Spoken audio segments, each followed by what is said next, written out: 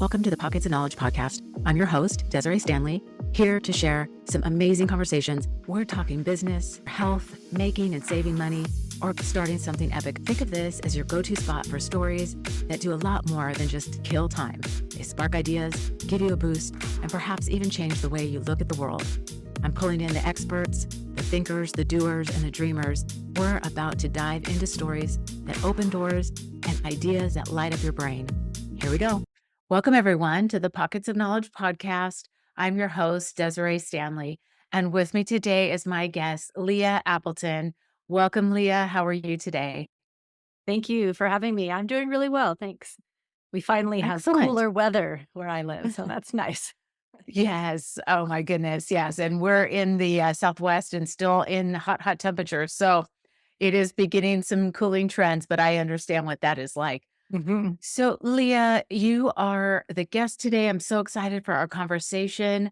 You are the founder of Appleton Coaching, and you are an ICF professional certified coach. And you could talk a little bit about that and share some of that background with us. But I always love to ask my guests kind of how this journey came to be for them. How did you decide to found Appleton Coaching, and what kind of led you to be inspired to do that? Yeah. Well, I've spent the vast majority of my career in higher education. I was an administrator for a few decades. I worked in student affairs. I was associate dean, and I took this one day as a professional development course. I thought, oh, coaching, I can learn to ask better questions because I had lots of conversations with people and I thought I could do this better. So I took the class, and to be really honest, I didn't know a lot about what coaching was. I had an idea, but not really. And so out of that professional development course, I had this spark of interest and a real connection of, oh, this is how I'd like to be in conversation with people. So as the years went on and I decided that it was time for me to retire from higher education, that happened in 2021, I decided that I wanted to be a full-time coach and finished my training and have been doing that ever since. So I had started my practice in 2019, but it was pretty part-time because my other work was way more than full-time.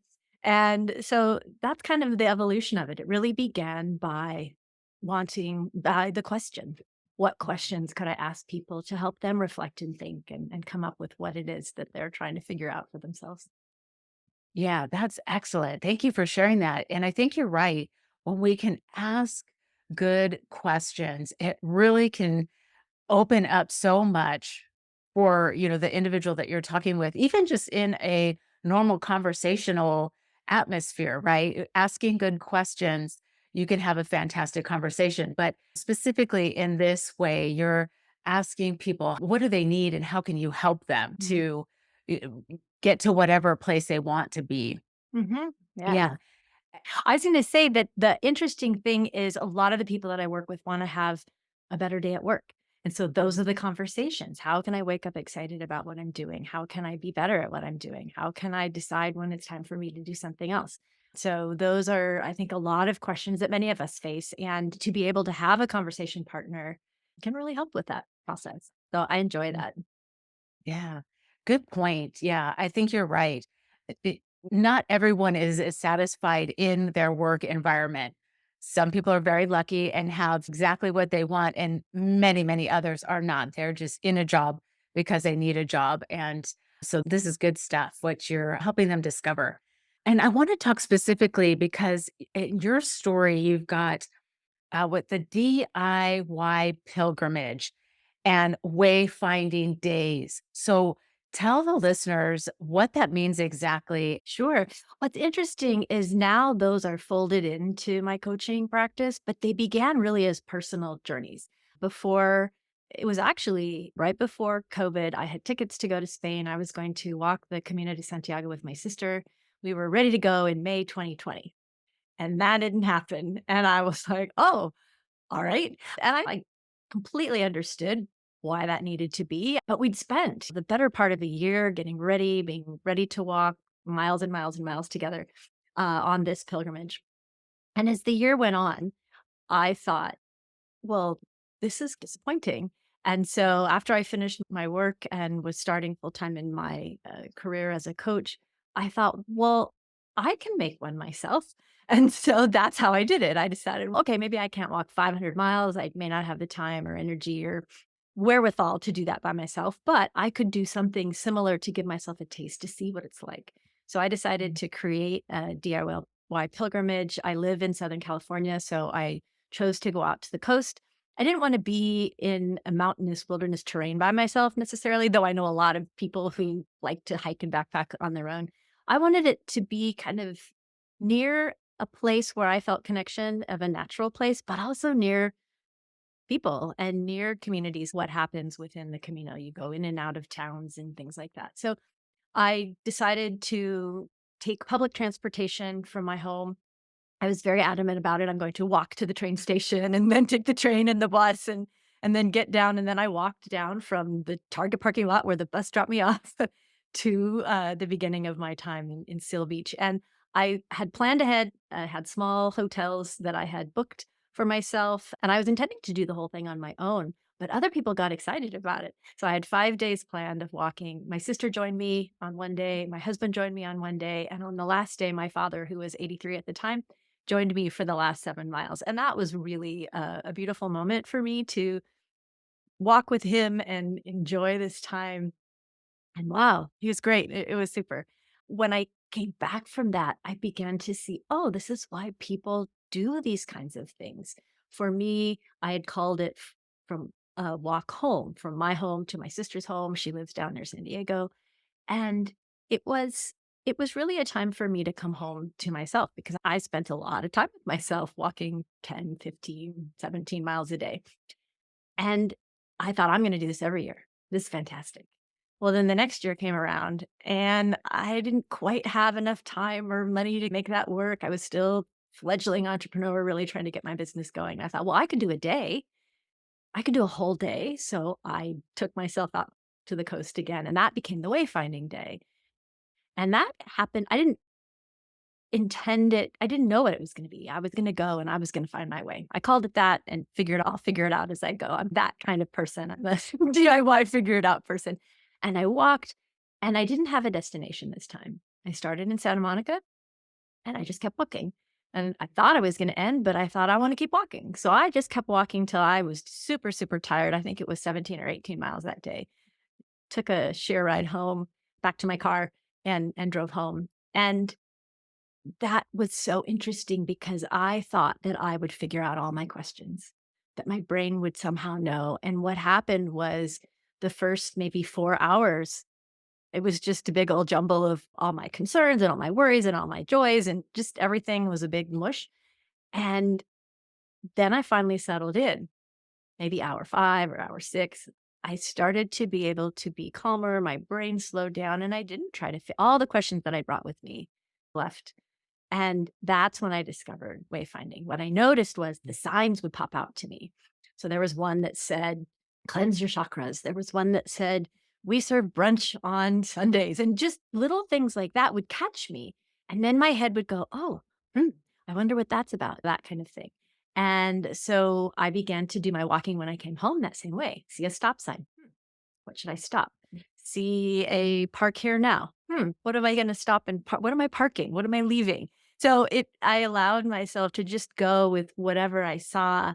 And instead of going in with a predetermined idea of what I was going to figure out for the day. So that's what wayfinding is for me. Using actually the actual physical real signs out there, but then taking them inside and seeing what is this asking me to think about today. So they're my prompts when I walk. So that's the story. And then people thought that was so fun, they wanted to do it with me.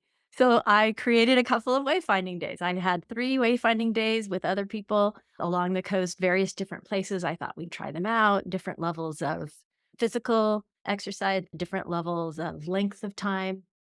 And I had created books, and that was really cool. And then I realized I can't do this every weekend. So what if I wrote a book?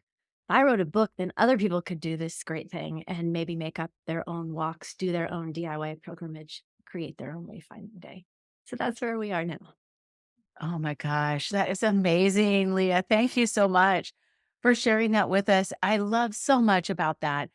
First of all, finding a way to substitute for not being able to take the adventure and the walk that you thought you were going to, and doing something anyway, something that was feasible for that time. So I think that's amazing because many people would just be like disappointed, complaining about the thing not being able to happen, and then just being depressed about it. But you found a way around it and how you could still make it happen, but in a different way. And so I think that's fantastic and a really good reminder for us that when something doesn't work the way we think it will, maybe there's a reason we can find some other thing to do with it. And look at what you developed because of that experience, right?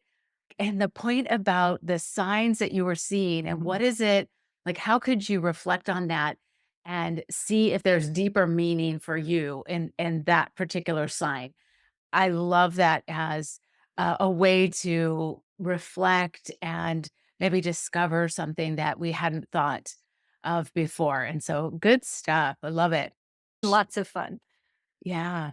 And so yes, you mentioned your book in there. And if you want, we can dive into that now as an opportunity to share this idea and concept with many other people so that they can take this journey for themselves. And obviously, you are just one person. So, doing these walks, like you said, it's just not feasible all the time. But creating a book and sharing it with others allows so many more people to experience this. So, take it away. Tell us what the listeners can find if they dive into the book.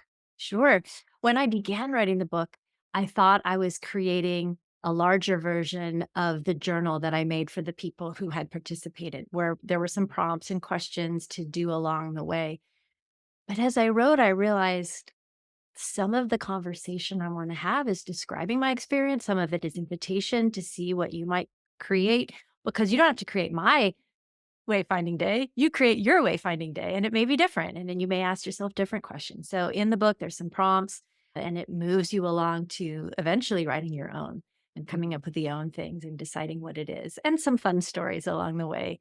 I really do like what you said about this idea of creating with what you have, because the reality is a lot of us are in situations like that, whether it's in our work, whether it's in our vacation times that don't happen, all sorts of things can come up. And yes, I felt disappointed for sure. It's not like I was like, oh, this is great. I'll just do something else. I was kind of grumpy about it for a little while, but then I was able to see through that and say, well, I don't want to keep feeling like this. And I don't want to feel like I've lost this opportunity forever. So I think that is, I love that you saw that in that, because that's really, I want to own the grumpiness and the disappointment, but also that you can make different choices and then go do something else. But the book is a series of stories, and what it became instead of just a journal is an invitation to walk mindfully. And that's what I was doing, and that's what I discovered, but I almost didn't know it. I didn't have the words for it when I began writing it. And so it is a book about walking. It's a book about creating time for yourself and doing some personal reflection, but it's also a book about creating a mindful practice and being able to do it wherever you are. Maybe you don't have a comfortable place that you can walk that's, where you can go for 5 days. Maybe it's just in your neighborhood. So I talk about, right, walking around the block. Maybe there is a park that you go to and you walk loops there. It doesn't have to be a place. I mean, I hope someday that I get to go walk the Camino de Santiago, one of the paths anyway. But you don't have to get on a plane and go to another country in order to create an experience for yourself. So that's part of what the book walks through. And then it outlines what the process of being mindful is, setting an intention. How do you pay attention to your body? How do you pay attention to what's going on? And how do you quiet your mind? Because, gosh, it took me 4 or 5 hours to get it to like be at least quiet enough that I could pay attention to what was going on inside me. So, and with some practice, that can help. But I'm not speaking from one who's excellent at it or had a natural tendency toward it. I don't sit well, like meditating or sitting in quiet. It was really, really a challenge. But when I found that I walked, that's when my mind would eventually quiet. So the movement of my body allowed my mind to calm. So that's part of what the book is about too. And there's a lot of people for whom I think that process might work. Being able to wiggle a little bit, to be able to, one of my former boss heard, I was telling her about what I was doing, and she said, "Oh, well, you just have to jostle your brain around a little bit. It was such a great way because it let things filter out. Yeah. And the book is an invitation to try a bunch of different ways of walking or other things. It may be walking isn't the thing. It may be Mm. something else. To find the thing.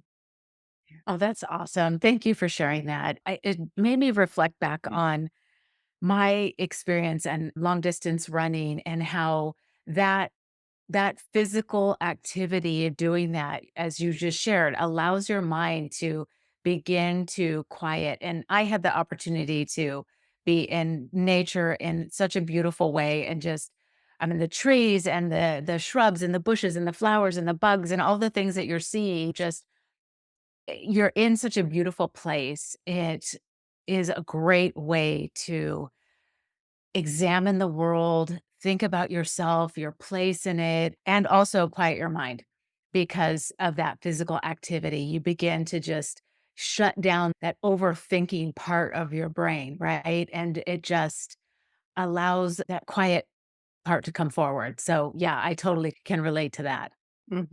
There is a part in the book where I was a runner, but my body doesn't let me run. And so one of the reasons why I even was wanting to do the Camino was like, well, I still want to do something that would push me, but at the limits that I can do. Because my sister was like, wow, I'll train for a marathon. I'm like, you can't do that. My joints are done. So, but I think I found that in running when I was younger. And then now I'm finding it in walking. And now I just had a hip replacement. So I'm realizing that, wow, walking, it's very short. I don't have those it's going to be a little while before I can walk a long, long day. So I'm finding it in other ways. Can I do it in a single walk around the block? Can I do it in a puzzle? Can I do it in sitting in quiet or listening to some music? So being able to find the thing, for me, I love nature for sure, but it isn't everybody's thing. You can find it in other kinds of ways too. Yeah. Thank you for bringing that up because you're right.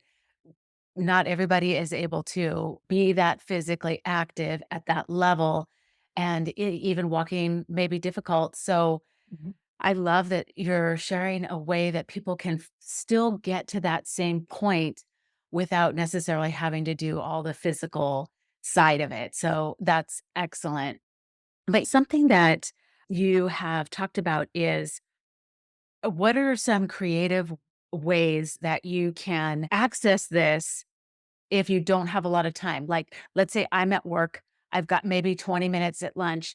How can I kind of access this quicker in that time that I've got? Mhm.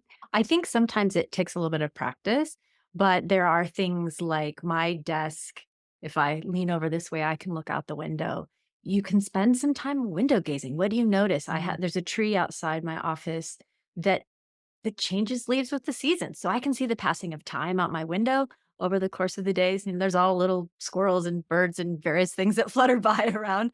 A couple of years ago, we had a snowstorm in my town. We don't ever get snow, but it was this really different kind of, it looked like little styrofoam balls. So I'm like going on Google, going, what is snow that looks like styrofoam? So all sorts of things can go on, but it was noticing and being in wonder, really, Mm. of nature.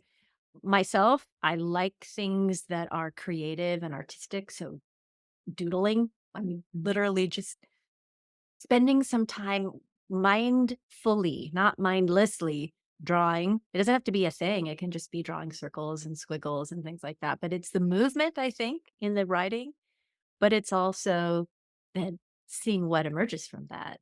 So that's Mm. kind of fun. Listening to poetry, there was a period of Mm. time where I subscribed to, there's a number of different lists, but like a poem a day type email. And I'd get that and I'd read the poem and that's how I start my day. And I'd sit and I'd think about it. So all sorts of ways.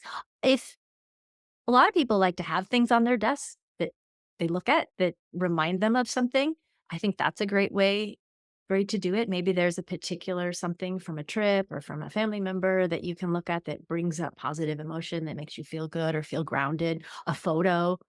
Maybe you don't have a window office, right? Maybe you're in a cubby somewhere and you put a picture of that piece of nature that reminds you that you're connected to something outside, not just in at your desk. So those are the kinds of things. Taking 2 or 3 minutes, it doesn't even have to be 5 minutes, a couple of minutes, even just taking a deep breath can get us grounded again. Yeah. Thank you. That's wonderful. Good suggestions in there for sure. And I look at my desk and I've got cute little things that like my kids have given me. Mhm. And so of course it makes me smile and I think about, the joy and the fun that we've had. And of course there's trying times and all of that, but it's the fun thing and it makes me smile. Right. And so that is always a good thing. So let's talk then about how we can use some of that also to reflect and be mindful as we're focusing on an object or looking out at nature. Sure. There are a number of different ways. One way is to ask yourself what's going on in the five senses. What do I see? Do I smell something? Some people have scented candles or things like that. Mhm. Am I eating? Am I kept sipping a cup of tea? What do I taste? So using your senses. Another way that I like to do, I taught a course on artistic using the various expressive arts for mindful practice. And the questions were the same after every one. So what are you thinking? What are you feeling? What's going on in your body? So getting a moment to notice and see what comes up for you. It could be that you're thinking about lunch, but it might be that you're thinking about that object or what it's reminding you of. It could be it takes you on a whole other journey. You're feeling all sorts of feelings, could be any kind of feeling, really. So it's not that you're prescribing a particular thought or feeling, but you're just noticing what does come up and then what happens in your body.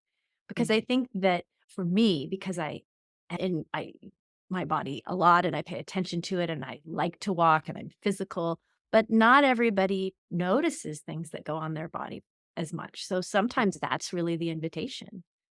Does your stomach gurgle? Is your shoulder tight? Things like that. Do you feel this sense of ease when you look at whatever it is, looking out the window or the object? Oh, yeah, taking time to notice and pay attention and then reflect. Well, what comes up for me? How'd that feel? Did I like that? Did I not like that? Do I wanna do it again? Because it's not like we are present in a moment to create every single moment to be perfect. Mm. It's that we're in the moment to notice what it is and which ones might I wanna repeat, which ones might I wanna do differently. You could even do these things after a meeting. How'd that go? What do I think? What do I feel? What do I notice in my body? So it doesn't even have to be a break. It could be in the actual workday and then take a time to reflect. Who do I want to be in this moment next time? Mhm. Yeah, good point. Yeah, I love that. The idea that we all have an opportunity to reflect on experiences that we're having and how do we want to be next time if we Mhm, weren't particularly happy with the way something went at that moment. mhm. But again, recognizing that this moment is this moment is our life. And yes, we are looking toward the future and how do we want to be in the next hour, tomorrow, a week from now, whatever. But that's not guaranteed. So, how do we want to be now and going forward? How do we want to be? I think it's great. Good stuff. Thank you. Yeah, yeah, yeah. So, let's talk then a little bit about how that curiosity can continue to help people become more mindful. I think one of the reasons I like the idea of curiosity and it comes up that's one of the chapters in my book is called curiosity. And what it is for me is this invitation to be open, Mm. to wonder, to not come in with the answer already to the question. I started at the beginning talking about how I was intrigued by wanting to ask better questions. But that also means that I come in open. If I already decide how my clients are going to respond, then I'm not going to be a very good coach because I need to be there however they're going to respond. And if someone asks me a question, I may have thought about it, but what comes out in that moment, we'll see. So I think that the curiosity, the willingness to be open, and that what comes up might be curious, like, oh, I didn't expect that. It might surprise you. And that our thoughts and feelings when we're in the moment aren't always going to be, again, perfect or rosy.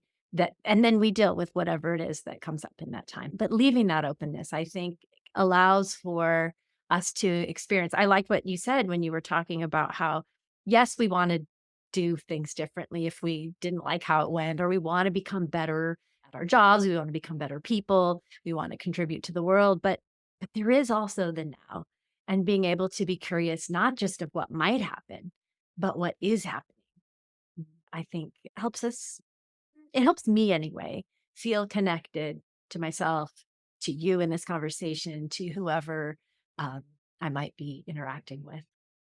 Yeah. Good point, for sure.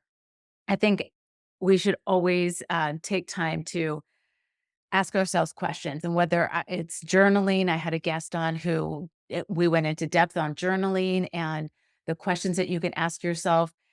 I think that's always a great idea. What you discover when you do that, right? I think is the key. What question are you asking yourself, and what are you discovering from that? And Yeah. then what's the next question? Right? Right. It's never like a dead end done, but maybe that question doesn't go further, but there's always something else to wonder about, to be curious about. And to maybe that's why I like writing, Mm. because when I wrote, I thought I had the idea, but it evolved and developed as I wrote. And so, in some ways, writing the book itself was a mindful practice because I kind of had to go with the flow a little bit and not try to fit it into a particular thing. It was definitely not like papers I wrote in school where I had an outline and I needed to do it in 5 paragraphs or whatever. This happened as it went. And as I think walking happens as we go, as I think our daily lives happen often as we go. We like to think we'll plan them all, but they often don't turn out exactly like our to-do list for the day. No, and quite frequently, it doesn't happen anything like our to-do list or the schedule that we've created for ourselves, and that's just life. I mean, it's like this is the ideal plan of action, and this is the reality.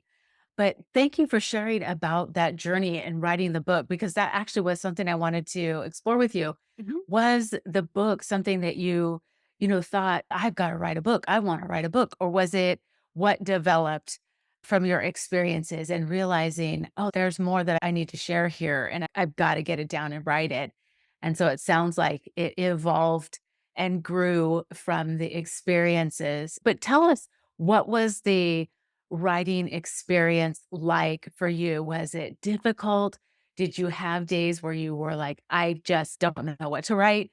Or was it super easy for you? So I would say to your first question that I always sort of wanted to write a book.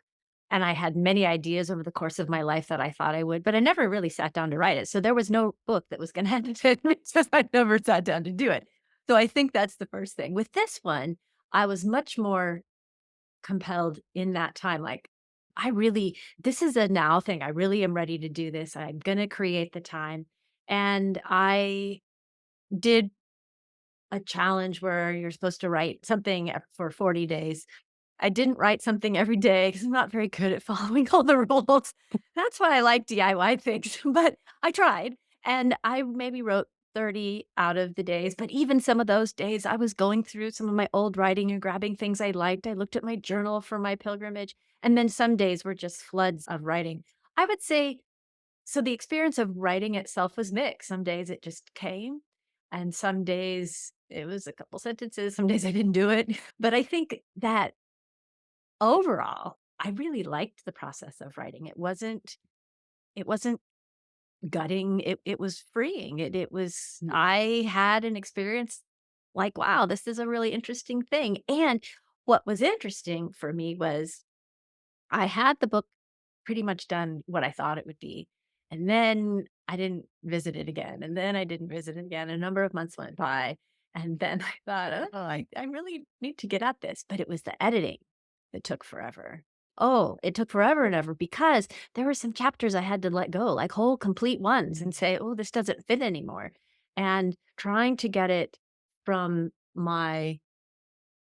if you will, my regurgitation of ideas, right, down onto the paper from my experiences into something that someone, if you hadn't had that experience that you could follow, required a lot of work. So that's kind of my writing process wasn't what I thought it would be. I thought writing would be hard and editing would be easy. And it was the opposite.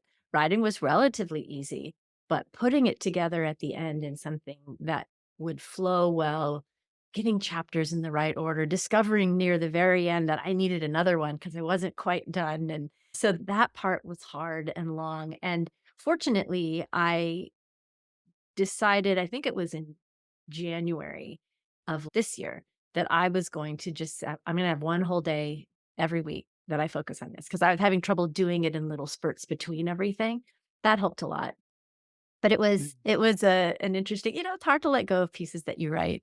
That's a piece of you. It's like, oh, it doesn't fit. Cross it out, throw it away, save it for the next book, kind of thing. But it made the book better, I think, to be able to let go of some of those things. And some of the early readers of the book discovered when the book came out that one of their chapters they liked wasn't in it anymore. I'm like, oh, it's okay. It's gonna come out in the next one.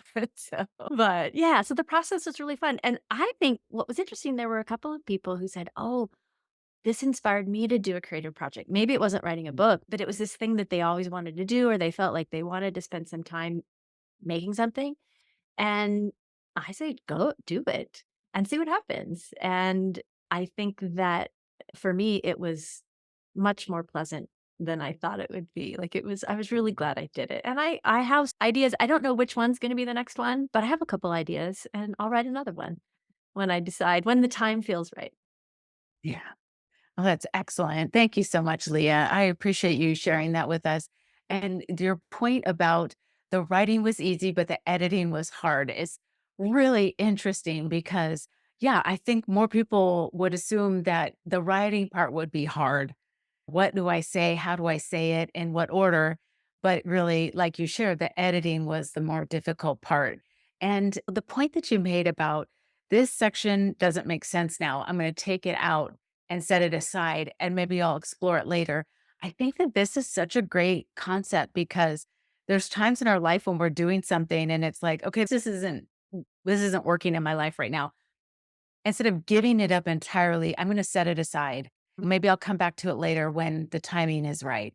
And so I think that's a great reminder that we don't have to give something up permanently, right? Can be just set aside for the moment if it's not right now. And so thank you for sharing that journey with us. I love it. And I think your point is it you doing the writing and sharing this story and the journey of this process opens up the opportunity for other people, not just to experience that process of walking in mindfulness and reflecting, but maybe their own creative project, like you shared. And so it's good stuff. I love that. Well, thank you. Yes, and I think even what I noticed when you talked about this, the metaphor of things in our lives, I work with a lot of people who are trying to figure out with their jobs, with their careers. Sometimes it's not the thing anymore. It was the thing. And then it doesn't have that same thing. And if you're in the place to put that aside for a minute to try to figure out what might be next, is it different? Is it the same? Can be a really freeing opportunity. But even my own initial idea of walking the Camino. It was a thing and then it didn't happen. So I had to put it aside and then I had to figure out. And when I picked it up, it wasn't the same thing anymore. It was this new thing. And that can happen too. And that's exciting. Yeah, for sure. So, have you planned to do the walk sometime in the future in Spain, or is that kind of tabled for the moment? Well, in my head and my heart, it's I would do it any moment, but my body's not totally cooperating at the moment. So, I'd hope maybe next year, but it might be another year or 2. We'll have to see. And it may be that I have to do a shorter one. It's hard. This aging thing is quite something sometimes. But it might be that, at least for now, that the super long 500-mile one is not gonna be for me in this next few years, but we'll see. I hope to, but I also realized in this process that it is no longer this idea that if I don't do that, I'll be forever disappointed Mhm. because there's so many other places I can walk, so many other ways that I can do this. And I haven't given up on the idea. I still want to, but I've also realized there's so many more ways that I can do my own pilgrimage, if you will, my own wayfinding days, my own walk or hike or backpack trip. And so in some ways I don't hold it so tightly, Mhm. which allows me to not be quite so disappointed if it doesn't happen. Yeah. Right. So Yeah, we'll and it see. also yeah, for sure. But it also opens up so many other opportunities if you allow it, right? Because you're letting go of this idea of the whole 500 miles. So maybe it's half that. Mhm. And what is that experience possibly going to look like? And that can be just as fulfilling as the whole 500 miles because, again, it's like our mindset around it, right? Yeah. I Yeah, think a good lot of stuff. times our expectations can help an experience be really good, or they can get in the way. And Mhm. so that's part of what I'm learning to to practice in this process of accepting what is. That doesn't mean I let go of what I want and what I hope for, or what I dream about. I hold it a little less. I hold it a little more loosely and allow it to unfold, and I'll be happy however it ends up. Yeah, and I love that it will be how it's meant to be. And by holding something loosely, we're not grasping and holding it so tightly that if it's not this way, then it's forever ruined. We're being open to the experiences that life is offering us. And so I think that's amazing way to think about every day that we're experiencing the life that we have. It's like, what are the opportunities that are coming my way today? And am I going to be open to what is and not what I think it should be, that expectation of how something is going to turn out or be. So I think that's awesome. Good reminder. Yeah. And like my Camino that didn't happen also taught me was that sometimes we're disappointed. Sometimes we're frustrated. Sometimes we're angry. Sometimes we're hurt. I mean, there are things that will happen. It's like, oh, well, now I can do, there's space in between there that sometimes has to happen. And if you're able to bounce back super fast, awesome. But a lot of us take a little bit longer to get there. Of course. And it's not to say that we shouldn't experience the disappointments and the sadness and all of those other things, because that is part of our life and the experience that we need to go through as well. So I'm not saying just push that away. Oh, sure. But yeah, we need to experience that as well. But it's also just reframing, I think. Yes, feel those feelings, experience that, and then see just like your signs, the signs that you would see, like, what is this telling me that maybe needs to happen differently? And what can I learn from that? And how can I grow and go in this new direction? So I love that idea of the signs. And I'm never going to look at a sign the same now that you've shared that. So good stuff, Leah. I appreciate it. Absolutely. There are so many other questions that I wanted to ask you. We had all these that we were going to talk about, and our timing already is coming to a close. But I have so enjoyed our conversation, and I know there's so much more that you have to offer and share. But I would love first to have you share with us if there's other books that you have found beneficial or influential for your life, podcasts that you enjoy listening to, anything you'd like to share with the listeners right now, that would be great. Sure. So fortunately, I made a commitment to myself a couple of years ago that I would start to read more because I love to read, but then I wasn't reading. And so at least now I have something I can tell you about. The two in the uh, last year or so that I've read that stuck out the most. One is called Why We Sleep. And I believe is it Matthew Walker, I believe? And he's a scientist, and it was probably one of the most compelling books I've ever read about taking better care of myself by sleeping more Mm. and all the benefits that can come from sleep uh, physiologically. It just was fascinating. A little bit frightening, but also fascinating. But I think that for me, it really had positive outcomes Mm. because he was able to say it as gently as possible, like, "This is really bad for you when you don't sleep enough."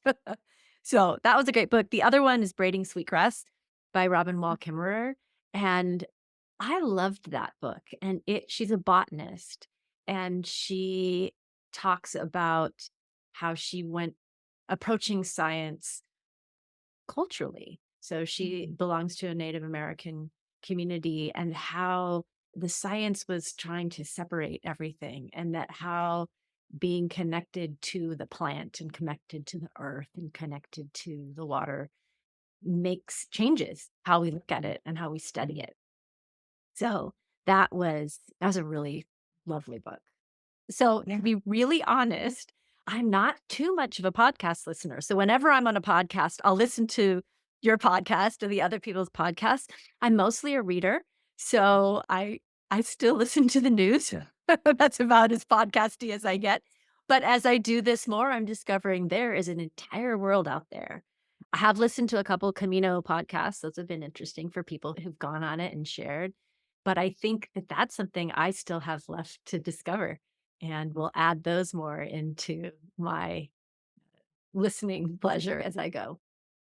And really, everybody has their preferences, the things that they enjoy. So, podcast listening isn't for everybody.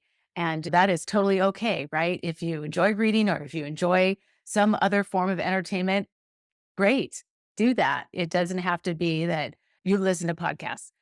But those book recommendations, I will include the links in the show notes for the listeners to find because I think fascinating. And sleep, yes, oh my goodness, I had a guest on, we went into depth on the importance of sleep. So, yeah, I know it is incredibly important and all of the factors around that and the influence it has on our health and well being, tremendous.